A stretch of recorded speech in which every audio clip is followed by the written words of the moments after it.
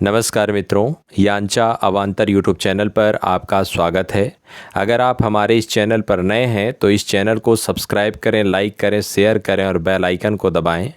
आइए सुनते हैं इलाचंद्र जोशी की कहानी रेल की रात का दूसरा भाग। वह सोच ही रहा था कि फिर उस विश्व विजयिनी ने अपनी सुंदर विस्मित आँखों की रहस्यमयी उत्सुकता से भरी स्थिर दृष्टि से उसकी ओर देखा। वह मन ही मन संबोधित करते हुए कहने लगा, चीर अज्ञात चीर अपरिचित देवी, तुम मुझसे क्या चाहती हो? तुम्हारी इस मर्म भेदनी दृष्टि का क्या अर्थ है? दैव योग से महाकाल के इस नगण्यतम क्षण में, जिसकी सत्ता महासागर में एक क्षुद्रतम बुदबुदे के बराबर भी नहीं है, हम दोनों का आकस्मिक मिलन घटित हुआ है और महासागर में बुदबुदे की तरह यह क्षण सदा के लिए विलीन हो जाएगा। तथापि इतने ही अरसे में क्या तुम हम दोनों के जन्मांतर के संबंध से परिचित हो गई? अथवा यह सब कुछ नहीं है? तुम्हारी आँखों की उत्सुकता का कोई मूल्य नहीं है? मेरी विह्वल भावुकता का कोई महत्व नहीं है? महत्वपूर्ण जो कुछ है वह है तुम्हारे पास लेटे हुए व्यक्ति का खर्राटे भरना। शिकोहाबाद पहुंचने पर चश्माधारी सज्जन की नींद न टूटी और ज्येष्ठा महिला ऊँघती रही, पर महेंद्र की विश्व विजयिनी की आंखों में एक क्षण के लिए भी निद्रा रसावेश का लेश नहीं दिखाई दिया। वह बीच बीच में अपनी मर्म भेदनी दृष्टि की प्रखर उत्सुकता से उसके हृदय को अकारण निर्मम रूप से बिद्ध करती चली जाती थी। फलस्वरूप महेंद्र की गुलाबी मोहकता भी शिकोहाबाद पहुँचने तक अखंड बनी रही। शिकोहाबाद पहुँचने पर विश्व विजयिनी ने चश्माधारी सज्जन के किंचित स्थूल शरीर को हाथ से हिलाते हुए जगाया। ऊँघती हुई महिला भी संभल कर बैठ गई। कूलियों से सामान उतरवा कर चारों व्यक्ति उतर पड़े। दिल्ली वाली गाड़ी जिस प्लेटफॉर्म पर लगने वाली थी, वहाँ को जाने के लिए पुल पार करना पड़ा। पुल पार करके वे लोग जिस प्लेटफॉर्म पर आए, वहाँ कहीं एक भी बत्ती जली हुई नहीं थी, पर चूँकि सर्वत्र निर्मल चांदनी छिटक रही थी, इसलिए बत्ती की कोई आवश्यकता न जान पड़ी। गाड़ी के आने में अभी 1.5 घंटे की देरी थी। चश्माधारी महाशय एक बेंच पर बिस्तर फैलाकर लेट गए। दोनों महिलाएं भी नीचे रखे हुए सामान के ऊपर बैठ गईं। चश्माधारी सज्जन ने महेंद्र से कहा, आप भी किसी बेंच पर बिस्तर बिछाकर लेट जाइए। पर कोई बेंच खाली नहीं थी और न महेंद्र सोने के लिए ही उत्सुक था। आज की रेलवे यात्रा की चंद्रोज्ज्वल रात्रि उसे चीर जागृत तथा चीर जीवित स्वप्नलोक में विचरण का अवसर दे रही थी। वह प्लेटफॉर्म पर टहलते हुए अपने अंतर्मन में नवोद्घाटित जीवन वैचित्र की चहल पहल देखकर विस्मित हो रहा था। उसे ऐसा अनुभव हो रहा था कि वह जीवन की मधुरिमा से आज प्रथम बार परिचित हो रहा था। रेलवे लाइन के उस पार दिगंत विस्तृत ज्योत्सना राशि अपने आवेश में स्वयं पुलकित हो रही थी और सामने काफ़ी दूर पर 2 रक्त रंजित गोलाकार प्रकाश चिन्ह आकाश दीप की तरह मानो आंदोज्ज्वल रंगीन जीवन का मार्ग उसके लिए इंगित कर रहे थे। रेलगाड़ी में होकर वह अनेक बार आया था और गया था, और कितनी ही बार उसे रात के समय स्टेशनों पर गाड़ी के इंतजार में ठहरना पड़ता था। पर आज की ऐन्द्रजालिक उल्लासपूर्ण अनुभूति उसके लिए एकदम नई थी। इस बार इंद्रजाल के उद्घाटन का श्रेय जिसको था, वह मायाविनी इस समय टीन की छत के नीचे की छाया में बैठी हुई थी और अंधकार में उसकी आंखों के जादू का चलना बंद हो गया था। पर वहाँ पर मात्र उसका अस्तित्व ही महेंद्र की आत्मा में मायालोक के मोहकता का सृजन करने के लिए पर्याप्त था। वह टहलते टहलते न मालूम किन निरुद्देश्य स्वप्नों की माया के फेर में पड़ा हुआ था कि अचानक चश्माधारी महाशय ने बेंच पर से पुकारते हुए कहा, अरे जनाब, कब तक टहलिएगा? अगर लेटना नहीं चाहते तो यहाँ पर बैठ तो जाइए। नींद तो अब आवेगी नहीं, इसलिए गाड़ी के आने तक गपशप ही रहे। महाशय जी पहले ही काफ़ी सो चुके थे, इसलिए अब नींद नहीं आ रही थी। महेंद्र मुस्कुराता हुआ उसके पास अपने सूटकेस के ऊपर बैठ गया। महाशय जी ने कहा, आप दिल्ली में कहीं मुलाजिम हैं? जी नहीं। तब आप क्या करते हैं? आप खद्दर पहने हैं, क्या आप राजनीतिज्ञ हैं? पहले था, अब नहीं के बराबर हूँ। वह कैसे? इस प्रश्न के उत्तर में महेंद्र ने परम क्लांति का भाव दिखाते हुए कहा, अरे साहब, सुन के क्या कीजिएगा, व्यर्थ में आपके संस्कारों को आघात पहुँचेगा। इस चर्चा को हटाइए और किसी अच्छे विषय की चर्चा चलाइए। स्वभावतः चश्माधारी का कौतूहल बढ़ा। उन्होंने आग्रह के साथ कहा, फिर भी जरा सुने तो सही, आखिर कौन सी ऐसी बात हो गई? महेंद्र की सुप्त स्मृतियां तिलमिला उठी थीं। कनखियों से उसने देखा, प्रायः अंधकार में बैठी हुई मायावनी महिला का ध्यान उसी की ओर था।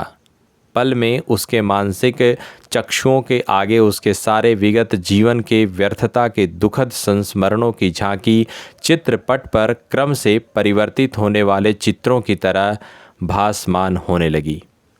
भाव के आवेश में आकर उसने कहा, अच्छा तो सुनिए। 11 वर्ष से लेकर 30 वर्ष तक की अवस्था तक गांधी के सिद्धांतों के पीछे पागल होकर, भूखों रहकर, पग पग ठोकरें खाकर, समाज तथा परिवार की फटकारें सहकर, जीवन के सब सुखों को अपने ध्येय के लिए तिलांजलि देकर, राष्ट्रीय आदर्श को ब्रह्म तत्व से भी अधिक महत्व देकर, सच्ची लगन से अपनी सारी आत्मा को निम्नजित करके देश का काम किया। 3 बार काफ़ी अवधि के लिए जेल में सड़ता रहा। बार बार पुलिस के डंडे सर पर पड़ते रहे। जमीन जायदाद कुर्क हो गई। माता पिता अपनी कपूत संतान के कारण तबाह होकर मानसिक और शारीरिक पीड़ा की पराकाष्ठा भोग कर चल बसे। पत्नी तड़प तड़प कर अपने भाग्य को कोसती हुई मर गई। फिर भी मैं राष्ट्र से कल्याण के परम ध्येय को स्त्री, परिवार, आत्मा और परमात्मा से सब कुछ ऊंचा मानता हुआ सच्ची लगन से काम करता रहा। जब अंतिम बार जेल खाने में बंदी मियाद पूरी करने के बाद थका मांदा मन तथा शरीर से क्लिष्ट और क्लांत होकर मैं बाहर आया, तब एक एक करके उन स्नेही जनों की स्मृतियां मेरे मन में उदित होकर व्यक्त होने लगीं, जिनकी मैं सदा अवज्ञा करता आया था। अपनी पत्नी से मैंने जीवन में शायद 2 दिन भी घनिष्ठता से बातें न की होंगी। जब मैं बाहर रहता था तो उसके पत्र बराबर मेरे पास आते रहते थे और मैं सरसरी दृष्टि से पढ़कर अवज्ञा से फाड़ कर फेंक देता था। 1 या 2 बार से अधिक मैंने उसके पत्रों का उत्तर नहीं दिया, और 2 बार जो उत्तर दिया था वह भी 4 पंक्तियों में बिल्कुल रुखे सूखे ढंग से।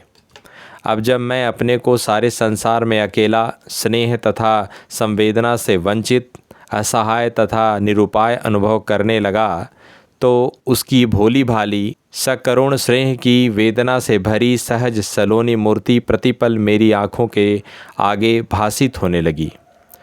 उसके पत्रों में सरल शब्दों में वर्णित कातर व्याकुलता के हाहाकार की पुकार मानो मेरी स्मृति के अतुल गह्वर में दीर्घ सुप्ति की घोर जड़ता के बाद अकस्मात जागृत होकर मेरे हृदय पर जलते हुए अंगारों के गोलों से आघात करने लगी।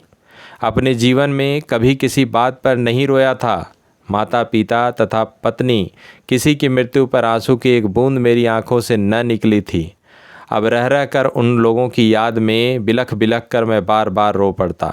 मेरी स्नेहशील पति परायण पत्नी की करुण पुण्य छवि उज्ज्वल नक्षत्र की तरह मेरी आंखों के आगे स्पष्ट भासमान होने लगी। रह रह कर मेरा जी विकल हो उठता था और मुझे ऐसा प्रतीत होने लगा जैसे मेरे हृदय में किसी के निष्कलंक सुकुमार प्राणों की पैशाचिक हत्या का अपराध पाषाण भार की तरह पड़ा हो। बहुत दिनों तक इस नृशंस अपराध की भयंकर अनुभूति का भूत मेरी आत्मा को अत्यंत निष्ठुरता से दबाता रहा। अब भी यह भौतिक आतंक कभी कभी मेरे मन में जागृत हो उठता है। फिर भी अब मैंने अपने मन को बहुत समझा लिया है और जीवन को एक नई दृष्टि से नए रूप में देखने लगा हूँ। और साधारण से साधारण घटना भी कभी कभी मेरे मन में एक अलौकिक आनंद का आश्चर्य उत्पन्न करने लगी है। किसी स्त्री को देखते ही अब मेरे हृदय में एक श्रद्धापूर्ण उत्सुकता का भाव जाग पड़ता है। ऐसा मालूम होने लगता है जैसे अपने जीवन में पहले स्त्री को देखा भी न हो। अब पहली बार इस आनंददायिनी रहस्यमयी जाति के अस्तित्व का अनुभव मुझे हुआ हो। महेंद्र का लंबा लेक्चर समाप्त होते ही चश्माधारी सज्जन हा हा हा करके ठठा कर हंसते हुए बोले, आप भी बड़े मज़े के आदमी हैं। खूब। यह कहकर वह बेंच पर आराम से लेट गए और उन्होंने आंखें बंद कर लीं। थोड़ी देर बाद वह ज़ोरों से खर्राटे लेने लगे। एक लंबी सांस लेते हुए महेंद्र ने प्रायः अंधकार में अस्पष्ट झलकती हुई गुलाबी साड़ी की ओर देखा। दो आँखों की मार्मिक दृष्टि से तीव्र मोहकता उस अर्ध अंधकार में भी विस्मित वेदना की उत्सुक उज्ज्वल रेखाओं को विकृत कर रही थी। महेंद्र पुलक विह्वल होकर मंत्रमुग्ध सा बैठा रहा। घंटी बजी। दिल्ली को जाने वाली गाड़ी के आने की सूचना देते हुए सिग्नल डाउन हुआ। सामने रक्त आकाश दीप के बदले हरे रंग का प्रकाश जल उठा। यह हरित आलोक महेंद्र के मानस पट में साड़ी के गुलाबी रंग के साथ मिलकर एक स्निग्ध शुचि सौंदर्य लोक का सृजन करने लगा। थोड़ी देर में दूर ही से गाड़ी का सर्चलाइट दिखाई दिया। चश्माधारी महाशय महेंद्र के जगाने पर फड़फड़ाते हुए उठे। कुलियों ने सामान संभाल लिया। भक भक करती हुई गाड़ी प्लेटफॉर्म पर आ लगी। बड़ी भीड़ थी। चश्माधारी सज्जन को महिलाओं के साथ कुली लोग इंजन के उल्टी ओर बहुत दूर तक ले गए। कहीं स्थान न पाकर अंत में एक डिब्बे में ज़बरदस्ती घुस गए। महेंद्र भी उन लोगों के साथ साथ जा रहा था, पर जिस डिब्बे में वे लोग घुसे उस डिब्बे में स्थान का अधिक अभाव देखकर वह विवश होकर एक दूसरे डिब्बे में चला गया।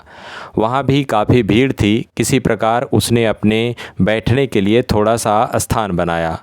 गार्ड ने सीटी दी। गाड़ी चल पड़ी। महेंद्र के मस्तिष्क में नाना अस्पष्ट भावनाएं चक्कर काटने लगीं। 2 दिन से उसे नींद नहीं आई थी। आज भी वह अभी तक सो नहीं पाया, इसलिए सोचते सोचते वह ऊँघने लगा। ऊँघते हुए उसने देखा कि गुलाबी रंग की साड़ी द्रौपदी के चीर की तरह फैलती हुई अकारण सारे आकाश में छा गई है। सहसा 2 स्थानों पर वह गगनव्यापी साड़ी फटी और उन 2 छिद्रों से होकर 2 वेदनाशील तीक्ष्ण उज्ज्वल आँखें तीर की तरह प्रखर वेग से उसकी ओर धावित होकर एक रूप में मिलकर एक बड़ी आँख के आकार में परिणत हो गई। वह बड़ी आँखें उसके शरीर को छेद कर उसके हृत्पिंड को छूकर फिर ऊपर आकाश की ओर तीर की तरह छूटी और आकाश में फैली हुई गुलाबी साड़ी में जा लगी और फटकर फिर से 2 सुंदर किंतु करुणा विकल आँखों के आकार में विभक्त हो गई। टुंडला स्टेशन पर गाड़ी ठहरने पर महेंद्र पूर्णतः सचेत होकर बैठ गया। चश्माधारी महाशय दोनों महिलाओं को साथ लेकर कंपार्टमेंट से बाहर उतरे और सामान को कुलियों के हवाले करके उनके साथ बाहर फाटक की ओर चले। महेंद्र ने अपने कंपार्टमेंट से अपनी विश्वविजयिनी को देखा। वह इस उत्सुकता में था कि एक बार अंतिम समय के लिए दोनों की आंखें चार हो जावें, पर न हुई और गुलाबी साड़ी से आवृत सजीव प्रतिमा व्यस्त विह्वल सी आगे को निकल गई।